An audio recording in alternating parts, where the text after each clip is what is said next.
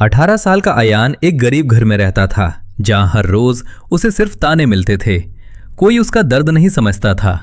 माँ थोड़ी पैसे गिन गिन कर घर चलाने की कोशिश करती और बाप हर वक्त गुस्से में रहता। अयान बस खामोश खरा सब सुनता रहता। रिश्तेदार भी उसका मजाक उड़ने लग गए थे। खाना खाते वक्त भी उसे जलील किया जाता। हर लफ्ज उसके दिल को अंदर से तोड़ रहा था। उस रात अयान अकेला छत पर बैठा आसमान को देख रहा था। उसकी आंखों में आंसू थे और दिल में एक ऐसा दर्द जो किसी को नजर नहीं आ रहा था। आखिर एक दिन उसने घर छोड़ने का फैसला कर लिया। चुपके से अपना पुराना बैग उठाया और बिना किसी को बताए निकल गया। घर से निकलने से पहले उसने एक बार अपने सोते हुए माँ बाप को देखा। शायद वो चाहता था कोई उसे रोक ले, मगर सब सो रहे थे। सुनसान रात, खामोश रास्ता और एक उदास लड़का। अयान को नहीं पता था कि वो किस अंधेरे सफर की तरफ जा रहा है। थोड़ी देर बाद वो एक इल्लीगल एजेंट से मिला। वहां और भी कई जवान लड़के मौजूद थे। सबकी आंखों में एक ही ख्वाब था, मुल्क से बाहर जाकर पैसा कमाना। पुरानी वन अंधेरी रात में पहरों की तरफ बढ़ रही थी।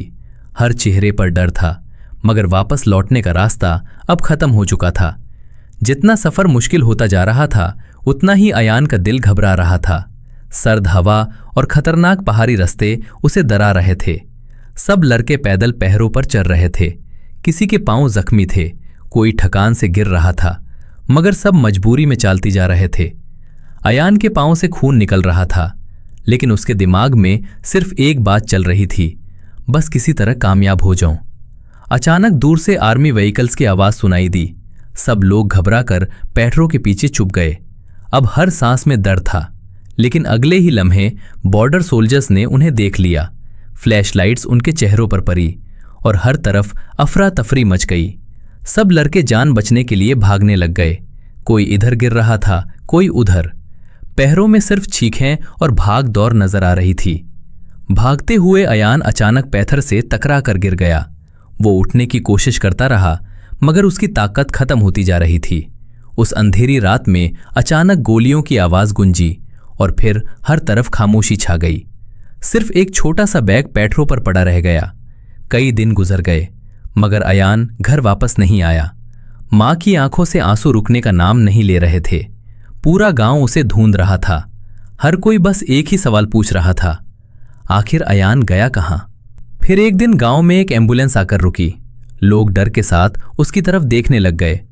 जब एम्बुलेंस से एक डेड बॉडी निकाली गई तो माँ बाप की चीखें निकल गईं। वो अयान था जो अब कभी वापस नहीं आने वाला था। बाप अपने बेटे का हाथ पकड़कर रो रहा था।